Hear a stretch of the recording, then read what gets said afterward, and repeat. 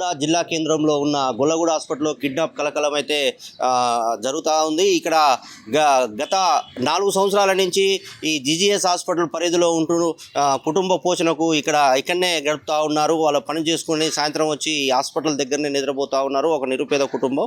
వాళ్ళ కుటుంబానికి ఒక పాప, ఒక బాబు.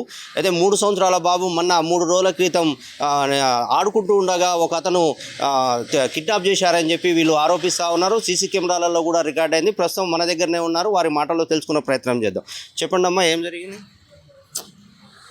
నా పేరు షమీం సార్.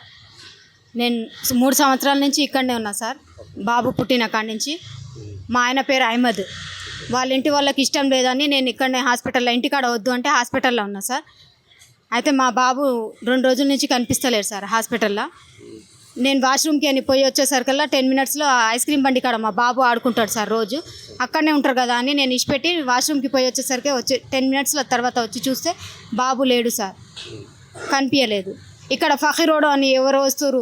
మళ్ళీ చెరువుగట్టు నుంచి వచ్చిన నేను నిమ్మకాయలు తెచ్చుకొని బాబు ఎక్కడుంది చూపెడతా అని చెప్తుండు సార్. పసుపు తెచ్చుకో అంటుండు. అది ఏందో నాకు అర్థం కావట్లేదు సార్. కొంచెం నా తలకాయ పలగొట్టిండు. నా మైండ్ కూడా కొంచెం పని చేస్తలేదు సార్. మీరు నా బాబు కోసం ఏమన్నా సహాయం చేయాలనుకుంటే మీ కాలు మొక్కి దండ పెడుతున్నా. నా బాబుని ఎవరు తీసుకురా? నా మీద ఎవరికి పగ ఉందా నాతోని తీసుకెళ్ళి నా బాబుకి నాకు అప్పగిస్తే చాలు సార్. నా గురించి ఏమన్నా తప్పు అయితే హాస్పిటల్లోకి నా వాళ్ళకి ఎవరికన్నా ఏమన్నా చెప్తే నేను తప్పు అయితే నా తప్పుని నేను క్షమించగలరని నేను అనుకుంటున్నా సార్. నాకెవరు ఏమో చేతబడిలాగా చేపించి నాకు పిచ్చి దానిలాగా చేస్తున్నారు సార్. వీడు తాగుపోతాడు, వీడు తీసిండా తెలుస్తలేదు. ఎవరేం చేస్తున్నారు? నా పిల్లల్ని ఆగం చేస్తున్నారు, నా జీవితం ఆగం చేస్తున్నారు సార్. నా బాబుకి నాకు అప్పగిస్తే చాలు సార్. అంతే సార్. మీ కాలు మొక్కమన్నా కూడా మొక్కుతా సార్. అంతే. కేసు పెట్టినా సార్ 2 టౌన్లో. సార్ కూడా ఎంక్వైరీలోనే ఉన్నారు. మీరు పోయి అక్కడ హాస్పిటల్లో ఉండండి అంటే ఇప్పుడే హాస్పిటల్కి పోయి వచ్చిన సార్. నాకు పిల్లల్ని చూసుకోవాలని ఉంది సార్. నాకు ఇచ్చి పెట్టాలని, పిల్లల్ని ఇచ్చి పెట్టలే సార్. కిడ్నాప్ చేసిన వ్యక్తి ఏదో 30,000 కావాలని 30,000 కావాలని చెప్పిండంట సార్. ఆయన మా ఆయననే చెప్పిండు సార్. ఈయనకి ఎప్పుడు కలిసిండు అతను? నిన్న మధ్యాహ్నం కలిసిండు సార్. నేను అక్కడ స్వామి కాడ పోయి వస్తా అని గుడి కాడ పోయినా సార్. నా బాబు కోసం, నా బాబు నాకు కావాలి అని స్వామి కాడ పోయి చూయించుకొని వచ్చిన సార్. నైట్ నుంచి నా బాబు ఎక్కడుండో నాకు కావాలి, నాకు అప్పగిస్తే నేనే సాదుకుంటా, ఇంటికి తీసుకుపోతా, హాస్పిటల్లో కూడా ఉండొద్దు అంటారు సార్. నాకేం మా వాళ్ళు వద్దు అన్నారు, అత్త వాళ్ళు వద్దు అన్నారు. అందుకే ఇక్కడ వచ్చి ఉన్నా సార్.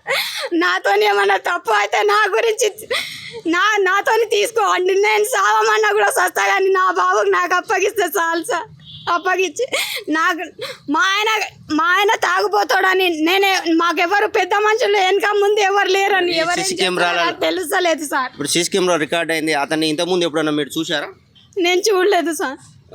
ఆ ముసలోడు ఫకీరోడు అని వస్తుండు, తు మేరీ బేటీ అని వస్తుండు, కోట్ వేసుకొని ఒకసారి వస్తుండు. నాకేం అర్థం కావట్లేదు సార్. నా పరిస్థితిని అర్థం చేసుకొని మా బాబు ఎక్కడున్నా నాకు అప్పగిస్తే చాలు సార్. చూస్తున్నాం కదా, వాళ్ళు కన్నీరు మున్నీరు అవుతూ ఉన్నారు. ఒక కొడుకు ఈరోజు కంటికి కనిపించకుండా పోయేసరికి వాళ్ళు చాలా ఏడుస్తూ ఉన్నది. దీంతో పాటుగా 2 టౌన్లో కేసు కూడా మేము ఫిర్యాదు చేశాము, కానీ ఇంతవరకు ఎలాంటి ఫలితం కూడా లేదని చెప్పి వాళ్ళు చెప్తా ఉన్నారు. గత 3 రోజుల నుంచి బాబు ఉన్నారా, లేకపోతే వాడు 30,000 డిమాండ్ చేస్తూ ఉన్నారని చెప్పి కూడా వాళ్ళ అబ్బాయి వాళ్ళ తల్లిదండ్రులకు కూడా వాళ్ళ కలిశాడంట. ఇప్పటికైనా దీని మీద పోలీసులు ఛాలెంజ్గా తీసుకొని వాళ్ళ బాబుని సురక్షితంగా వీళ్ళకి అప్పచెప్పాలని చెప్పి వాళ్ళు డిమాండ్ చేస్తూ ఉన్నారు. లేటెస్ట్ న్యూస్ తెలుగు మరియు ఇంగ్లీష్ అప్డేట్స్ కోసం ఇప్పుడే క్యూన్యూస్ అఫీషియల్ యాప్ని ప్లే స్టోర్ నుండి డౌన్లోడ్ చేసుకోండి. సరికొత్త సమాచారాల కోసం క్యూన్యూస్ వెబ్సైట్ని ఫాలో అవ్వండి. ఛానల్లో ప్రాంతీయ, జాతీయ, అంతర్జాతీయ వార్తలు వీక్షించండి.